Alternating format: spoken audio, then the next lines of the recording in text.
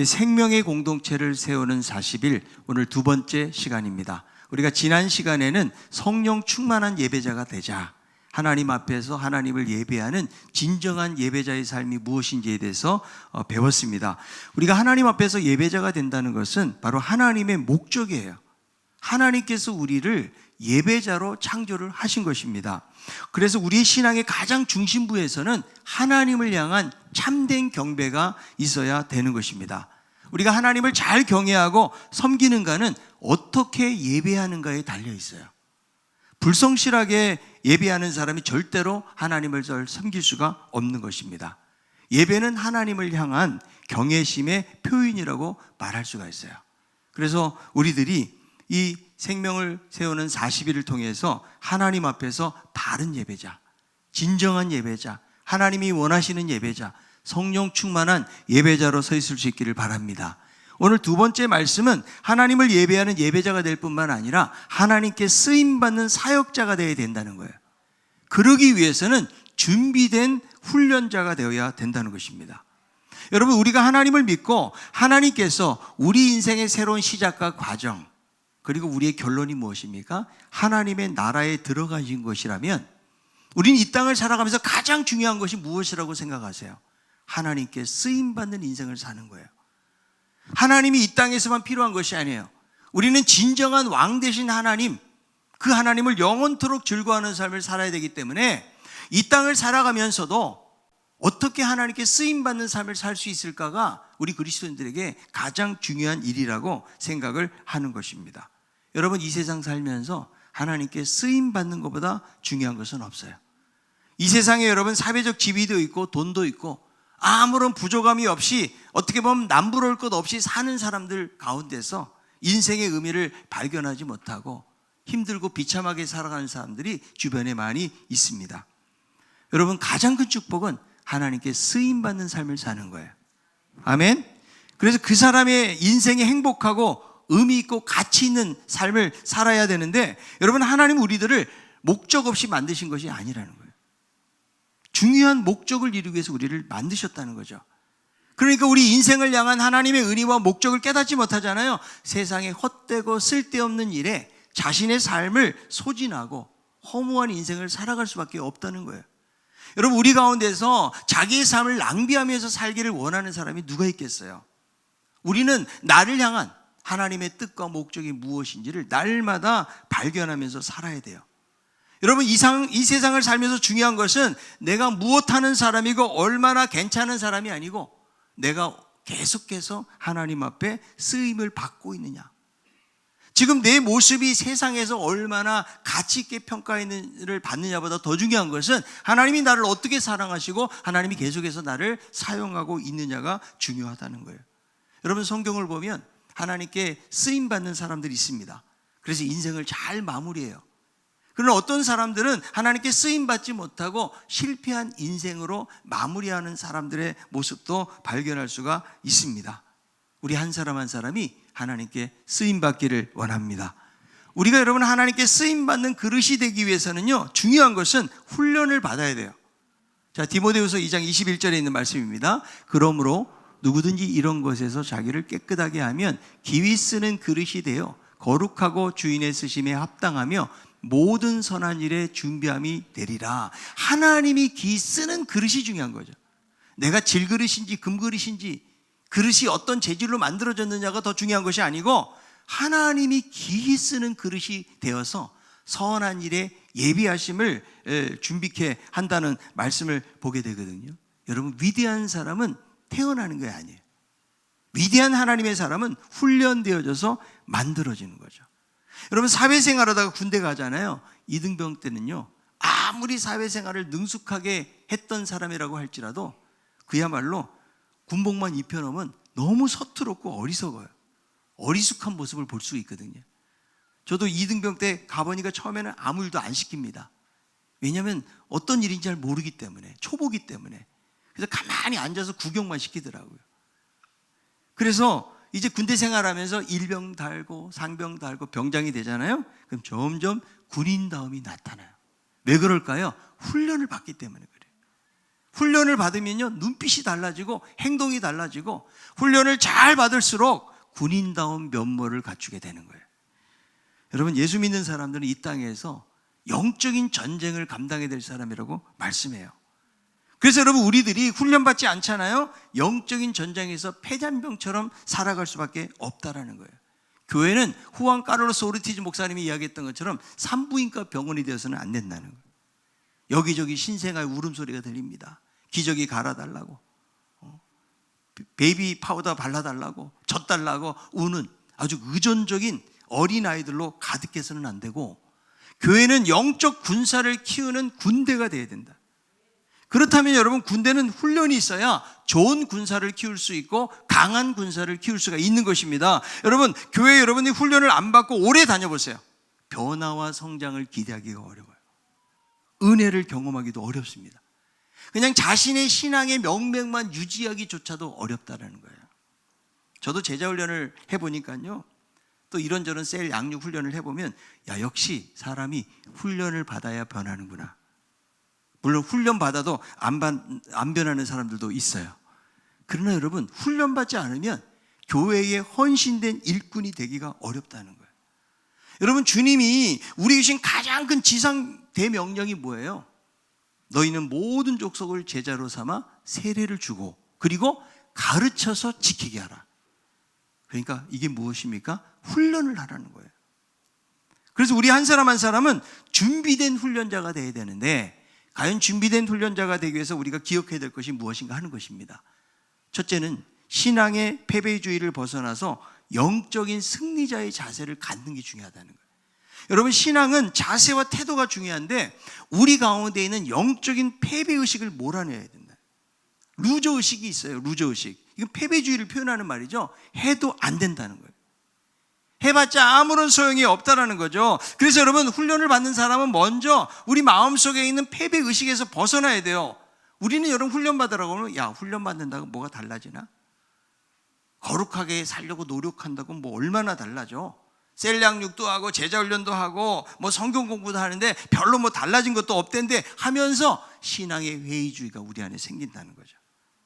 여러분, 그리고 믿는다고 하는 사람들 가운데서 교회 안에서도 때로는 눈살을 찌푸리게 하는 사람들이 있어요, 없어요? 자, 옆에 있는 분에게 당신이 아니길 바랍니다. 우린 자꾸 다른 사람 생각해요. 근데 우리가 그럴 수 있다는 거죠. 그래서 아니 예수 믿고 저렇게 훈련받고 직분이 있고 저렇게 하는데도 왜 저 정도인가? 뭐 별로 달라지는 것이 없네. 따라하세요. 믿었으니 저 정도다. 여러분, 믿고 훈련받으니까 그 정도 된 거예요. 예? 그렇지 않아요, 여러분? 우리 인격이 뭐 대단해가지고 이렇게 겸손하고 온유한 게 아니에요. 날마다 말씀으로 훈련받고 뭔가 조금 변화가 생기니까 그나마 이 정도 되는 거예요, 여러분. 여러분, 우리가 사실 삶에서 영적인 패배를 갖는 경우가 많이 있잖아요. 말씀을 듣고 우리는 결단합니다. 아, 내가 이제 말씀대로 살아야겠다. 그러나 막상 우리의 삶을 보면 그렇게 살아내지 못해요. 자꾸 넘어지다 보니까 해도 안 된다고 하는 패배의식이 우리 안에 자리를 잡고 있다는 거죠. 우리들은 여러분 넘어지고 실수하죠. 마음먹은 대로 잘 살지 못해요. 그래서 우리는 순간순간 주님을 의지하면서 우리들이 날마다 영적인 훈련과 기름 부으심을 통해서 무기력이 아니고 영적인 쾌거를 경험해야 돼요. 아멘? 여러분, 우리가 믿는 하나님은 살아계신 하나님이에요? 죽은 하나님이에요? 지금도 눈을 시퍼렇게 뜨고 계신 하나님, 살아계신 하나님이죠. 그래서 우리를 보호하시고 우리를 돕고 인도하시는 하나님이라는 거죠. 그런데 여러분, 이스라엘 백성들을 보세요. 그들을 보면 강권적인 하나님의 역사로 수백만 명이 출애굽을 했다고요. 그런데 여전히 이들 안에 노예근성, 패배의식을 극복하지 못해요. 그러니까 조금만 어려운 일 생기죠. 원망하고 불평하다가 결국 40년간의 광야 생활을 그들이 더하게 되는 거예요. 여러분, 하나님의 위대한 능력과 권능을 경험했지만 자신들 안에 패배의식을 그들이 벗어나지 못하고 있다는 거예요. 뭐라고 그래요? 차라리 애굽으로 돌아가자. 하나님의 약속의 땅인데 그 족속들을 보니까 너무 겁나요. 우리는 메뚜기 같다. 열등의식을 가지고 있다는 거죠. 여러분, 우리가 이스라엘 백성들이라면 홍해가 갈라진 걸 눈으로 봤다니까요. 10가지 재앙으로 하나님이 그 수백만 명을 구원해내는 기적적인 은혜와 능력을 경험했음에도 불구하고 여전히 그들은 극복하지 못하고 있대요. 무엇을요? 패배주의를요. 우리가 그것을 벗어내야 된다는 거예요. 오늘 여러분 본문에 다윗을 보세요. 골리앗이 나타나서 협박을 하는데 이스라엘 장수 중에 어느 누구도 나서지 못해요. 지금 여러분 이스라엘 장수 중에 용맹스럽고 전쟁에 능한 사람이 없습니까? 그런데 벌벌 떨고 있어요. 한 번도 싸워보지 못하고 패배의식 속에서 있는 거죠. 그런데 어린 다윗이 하나님의 승리하심을 믿고 전혀 두려워하지 않습니다. 자, 사무엘상 17장 37절. 또 다윗이 이르되 여호와께서 나를 사자의 발톱과 곰의 발톱에서 건져내셨은즉 나를 이 블레셋 사람의 손에서도 건져내시리이다. 사울이 다윗에게 이르되 가라, 여호와께서 너와 함께 계시기를 원하노라. 이미 하나님이 함께 계심을 믿고 그는 작은 삶의 영적인 쾌거가 있는 거죠. 곰하고 싸울 때, 여러분 사자하고 싸울 때 발톱에서 건져주신 하나님, 그 하나님을 확신하는 거예요. 여러분 지금 사자 곰하고 싸운 거하고 지금 골리앗과의 싸움은 완전히 다른 싸움이에요. 차원이 다른 싸움이에요. 그런데 다윗은 과거의 그 작은 승리 가운데 함께 하셨던 하나님을 지금도 확신하고 있는 거죠. 여러분 왜 우리가 두려움이 있습니까? 문제가 너무 크기 때문에 두려운 거예요. 내가 이거 해결할 수 있는 문제라고 생각하면 아무 두려움이 없어요. 그런데 지금 골리앗과 같은 엄청난 문제 앞에서 두려워하는 이유가 무엇일까요? 문제가 하나님보다 더 크다고 여기기 때문에. 그런데 다윗은요 이미 그 안에 패배주의를 극복해요. 그래서 이런 고백합니다. 사무엘상 17장 45절. 다윗이 블레셋 사람에게 이르되 너는 칼과 창과 단창으로 내게 나오거니와 나는 만군의 여호와의 이름 곧 내가 모욕하는 이스라엘 군대의 하나님의 이름으로 내게 나아가노라. 칼과 창과 단창, 세상적인 큰 무기를 가지고 나오지만 지금 다윗이 가지고 있는 건 뭐예요? 하나님의 이름이에요. 그래서 하나님의 이름으로 승리를 경험했기 때문에 패배주의에 빠져있지 않는다는 거죠. 여러분 우리들도 중요해요. 많은 사람들이, 많은 그리스도인들이 열등감에 사로잡혀 살아가요. 패배주의를 벗어나지 못하고 있다는 거 왜 그럴까요? 자기 자신을 싸구려처럼 생각을 해요. 여러분 내가 못난 사람, 무가치한 사람이라고 여기지 마세요. 다른 사람들이 나를 평가절하 해도 스스로를 무시하지 마세요. 우리는 내가 얼마나 존귀한 사람이라는 사실을 알아야 돼요. 내 자신을 내가 잘 돌보지 않으면요 내가 마음에 안 들죠? 다른 사람도 마음에 안 드는 거예요. 우리는 예수 그리스도를 믿음으로 새로운 존재가 되는 거예요. 하나님의 귀한 존재가 된 거예요. 여러분 성도 왜 성도예요? 내가 거룩의 성도입니까? 거룩하신 분이 우리 안에 계시기 때문에. 자, 옆에 있는 분이 당신을 보니까 정말 존귀한 사람이군요.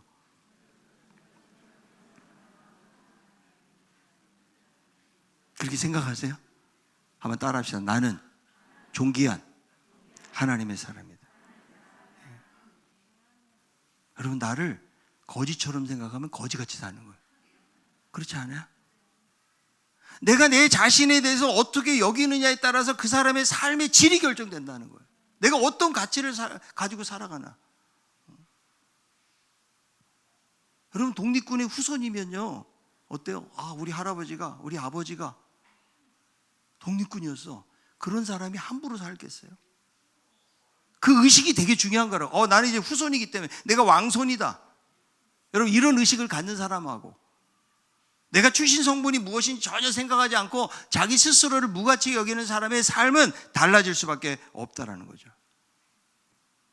그래서 여러분 우리가 승리할 수 있는 것은 내가 처한 환경이 얼마나 힘들고 어렵느냐에 달려있는 것이 아니고 하나님의 임재를 얼마만큼 확신하느냐에 달려있다. 아멘. 자, 요한일서 4장 4절에요. 자녀들아 너희는 하나님께 속하였고 또 그들을 이기었나니 이는 너희 안에 계시니가 세상에 있는 자보다 크심이라. 하나님께 속하였고 너희 안에 계시니가 세상보다 더 크다는 거예요. 그러니까 여러분 내가 잘해서 승리하는 것이 아니고 우리 안에 있는 분이 세상보다 더 크시기 때문에 그걸 인정하고 그분을 의지하는 거예요. 그러니까 여러분 믿음은 뭐예요? 하나님의 임재에 대한 신뢰라고요. 내가 내 믿음이 좋아 이게 아니에요. 여러분 내가 믿음이 좋기 때문에 무슨 적극적인 사고방식이나 무엇이든지 할 수 있다고 말하는 것이 아니고요, 내가 하나님이 나와 함께 하심을 얼마나 확신하느냐. 여러분, 질병이 오고 여러 사고를 겪기도 되고 생각지도 못하는 삶의 시련이 올 때 하나님이 나와 함께 하신다, 하나님이 나를 도와주신다, 여러분 그 임재의식만 가지고 있잖아요. 그게 믿음이에요. 어떤 상황 속에도 하나님을 의지하고 신뢰하고 나아가는 거, 그것이 바로 믿음이라고 성경은 이야기하는 거죠. 자, 민수기 14장 9절이에요. 다만 여호와를 거역하지는 말라, 또 그 땅 백성을 두려워하지 말라. 그들은 우리의 먹이라, 그들의 보호자는 그들에게서 떠났고 여호와는 우리와 함께 하시느니라. 그들을 두려워하지 말라 하나. 두려워하지 않는 이유가 뭐예요? 하나님이 함께 하시니. 왜 두려움이 생겨요? 이 문제가 너무 크고 내가 이길 수 없다고 생각하니까 두려움 아니에요, 여러분?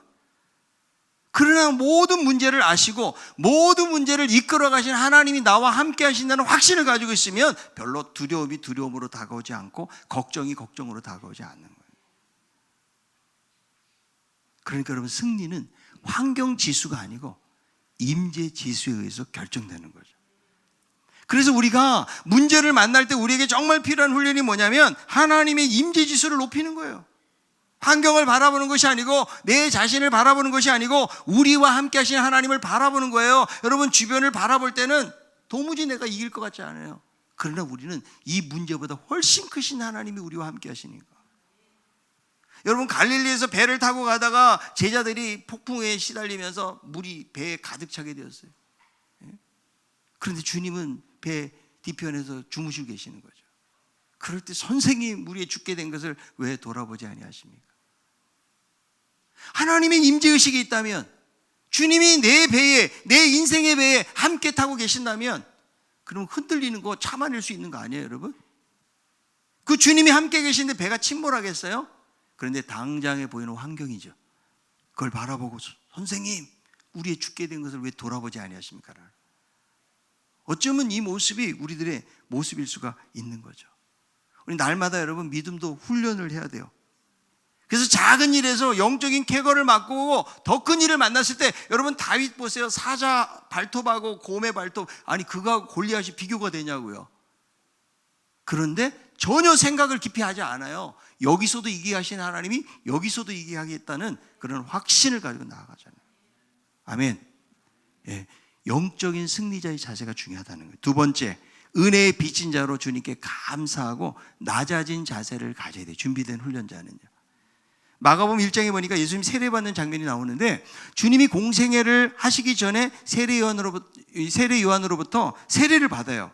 근데 이 세례 요한은 요단강에서 회개의 세례를 외친 사람이죠. 자, 마가복음 1장 4절입니다. 세례 요한이 광야에 이르러 제사함을 받게 하는 회개의 세례를 전파하니. 그냥 세례가 그냥 세례가 아니고 회개의 세례죠. 근데 여러분, 예수님이 이 회개의 세례를 받을 필요가 있어요, 없어요? 받을 필요가 없는 거죠. 왜냐하면 주님은 우리를 위해서 이 땅에 오셨고 우리의 죄 문제를 대신해서 씻음을 받으신 건데, 이것이 놀라운 복음의 여러분 신비인 거예요. 우리가 죄 용서를 우리가 받아야 되는데 우리 주님이 죄를 다 덮어 쓰시고 그분이 그 자리에 서신 거죠. 여러분, 구약의 제사를 보세요. 양이나 소를 데리고 오면 자기 지은 죄를 안수를 해가지고 다 정가시키는 거예요. 그리고 이 짐승을 죽이는 거예요. 각을 뜨고 피를 내고 제단에다 바치는 거잖아요. 그것은 그 양을, 소를 데리고 온 그 사람을 대신해서 죽는 거죠. 바로 예수님이 그런 거예요. 그래서 세례 요한이 뭐라고 그래요? 세상 죄를 지고 가는 하나님의 어린 양이라고 말씀해요. 자, 이사야 53장 5절에 있는 말씀이에요. 그가 찔림은 우리의 허물 때문이요 그가 상함은 우리의 죄악 때문이라. 그가 징계를 받음으로 우리는 평화를 누리고 그가 채찍에 맞음으로 우리는 나음을 받았도다. 여러분, 이것이 복음의 신비인 거예요. 그래서 우리는 훈련자로 설 때마다 은혜의 빚진 자의 정신이 정말 중요해요. 여러분, 훈련 받다 보면 주님의 성육신의 정신을 잃어버려요. 이 은혜의 정신이 없잖아요. 훈련을 받을수록 겸손한 하나님의 일꾼이 되는 것이 아니고요, 21세기의 바리새인이 돼요. 바리새인들만큼 여러분 열심히 있고 철두철미한 사람들이 어디 있어요? 그러나 그들 안에는 주님을 사랑하는 마음이 없어요. 이웃들을 사랑하는 마음이 없어요. 그들은 비판하고 정죄하고 깎아내리고 사람들 죽이는데 혈안이 돼 있어요. 그게 종교 지도자들의 모습이었다고요.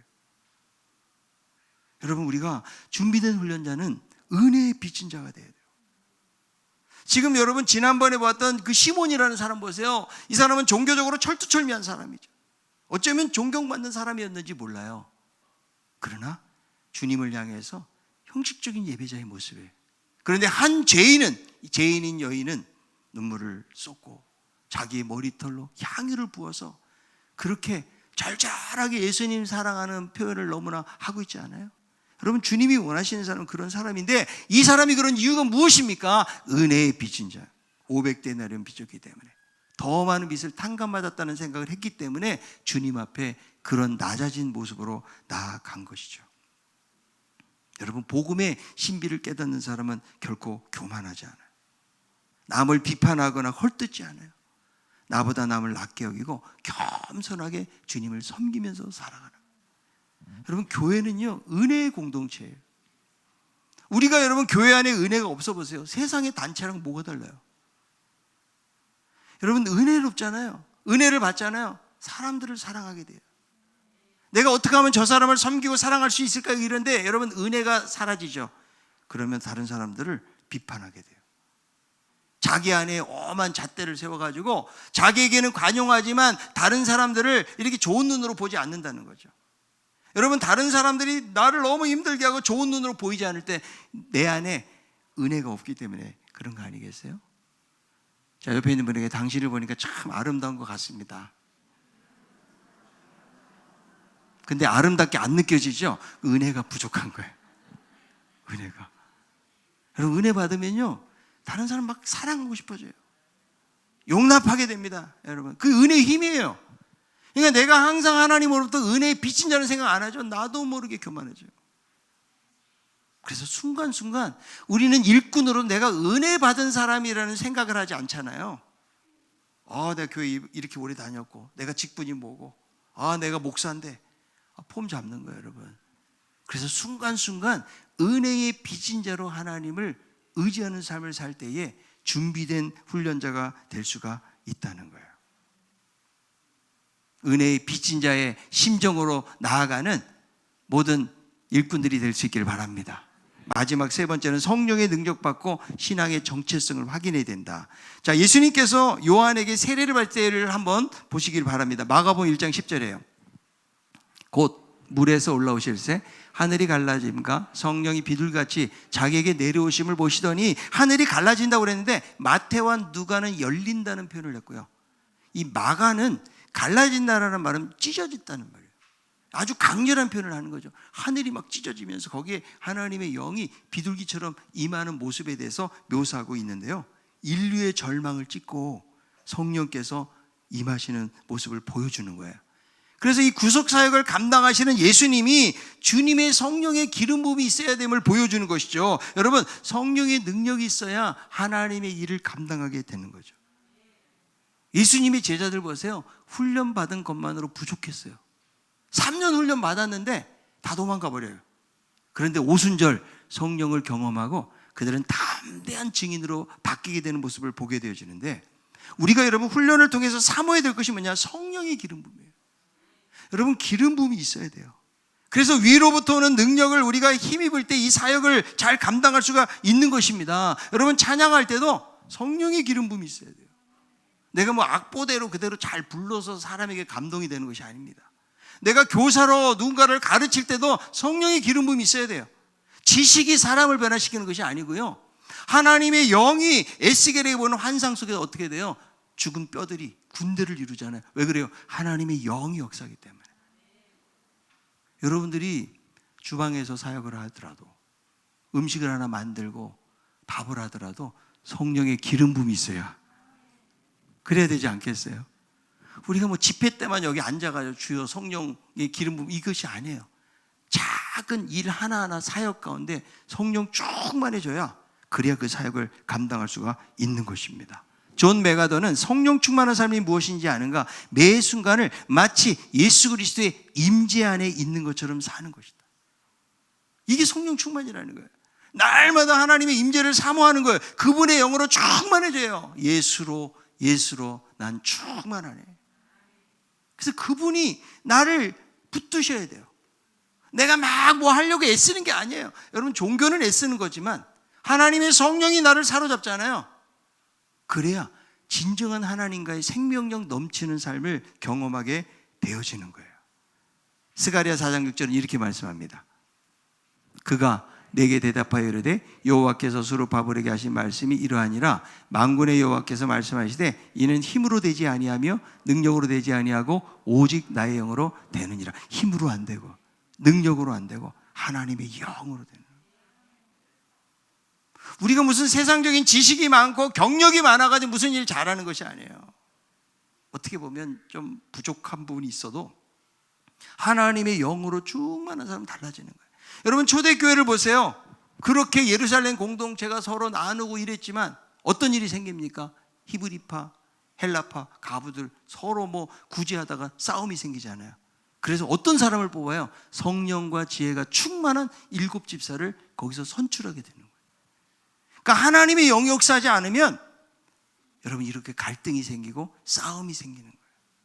그래서 순간순간 성령께서 우리를 사로잡고 우리를 인도해 달라고 여러분 의지하면서 나아가야 되는 거예요.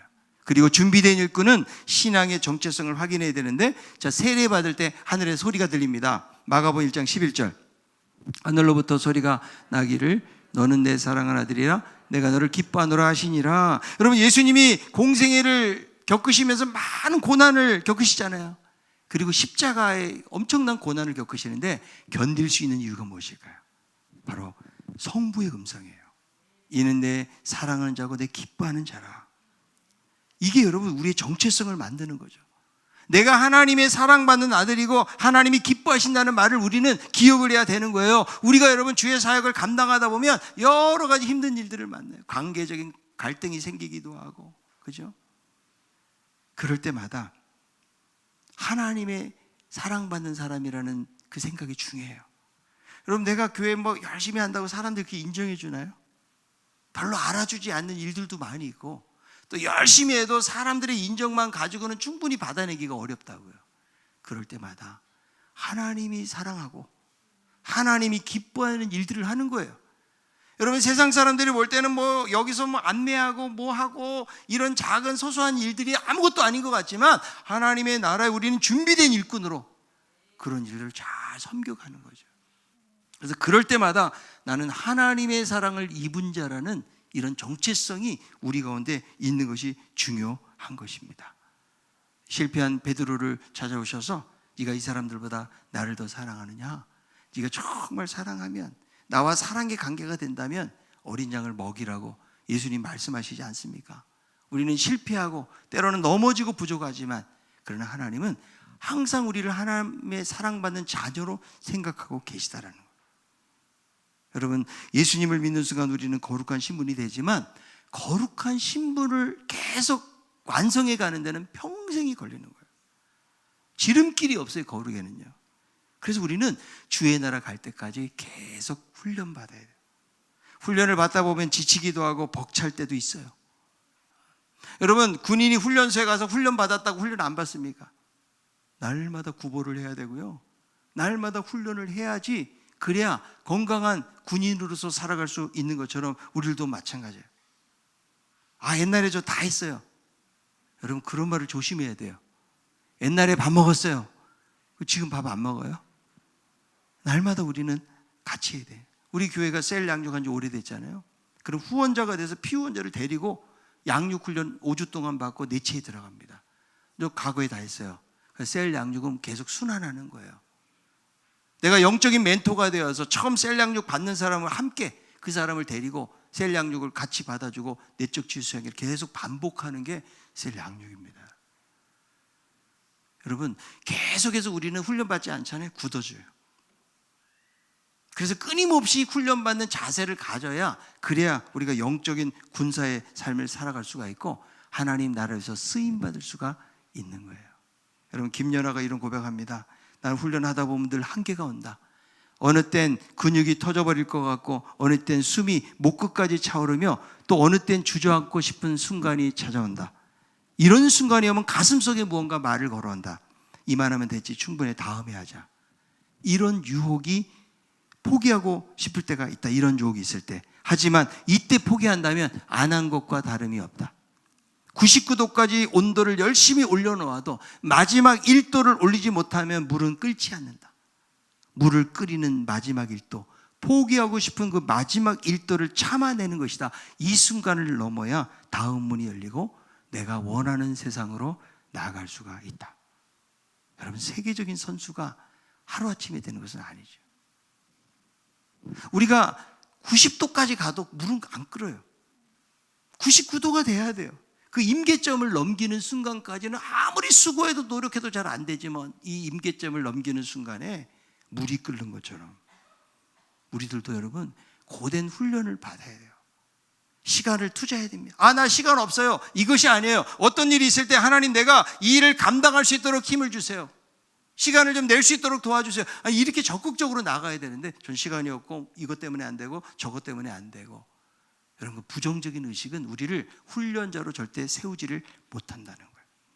하나님은 우리 한 사람 한 사람을 사용하기를 원하십니다. 준비된 훈련자가 되어지고, 그리고 하나님 나라를 위한 위대한 사역자들이 되기를 원하시는 거예요. 저는 그냥 교회만 그냥 가서 예배만 드리고 올게요. 여러분, 전 인민의 간부화를 아십니까?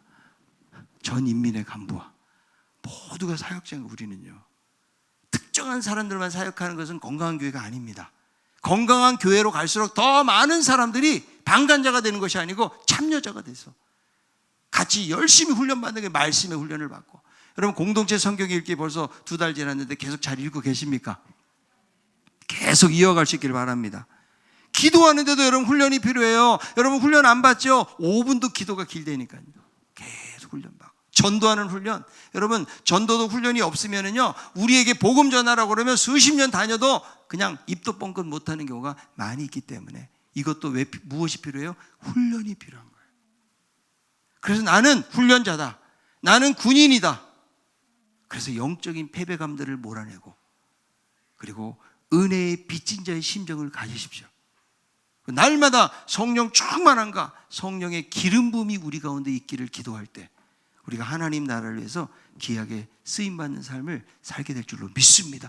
여러분, 성경에 세상에서 잘난 사람들이 쓰임받습니까? 미련하고 천하고 부족하지만, 연약하지만 그 말씀에 순종하고 그렇게 하나님 의지하는 자를 통해서 하나님의 나라는 이루어지는 거예요. 중요한 것은 하나님의 손에 붙들려야 돼요. 하나님께 쓰임받아야 돼요. 그냥 여러분, 우리가 그냥 여기에 잠깐 참여했다 가는 사람들이 아니고 정말 하나님 나라에 갔을 때에 유명한 자가 돼야 돼요. 아멘? 자, 옆에 있는 분이 하나님 나라에서 유명한 자 되시기를 바랍니다. 어쩌면 그 사람은 이 땅에서는 무명해요. 아무리 네이버 검색해도 안 나오고, 그죠?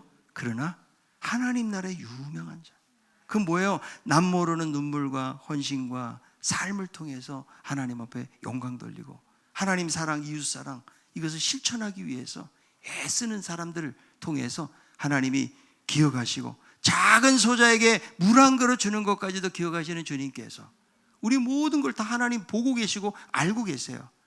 그분을 의지하면서 하나님이 나와 함께 하신다. 하나님, 내가 정말 쓰임받는 삶을 살기를 원하고 그런 인생이 되기 원합니다. 이런 고백 가운데서 준비된 훈련자로 잘 세워져 갈 수 있는 우리 모두가 다 되기를 바랍니다.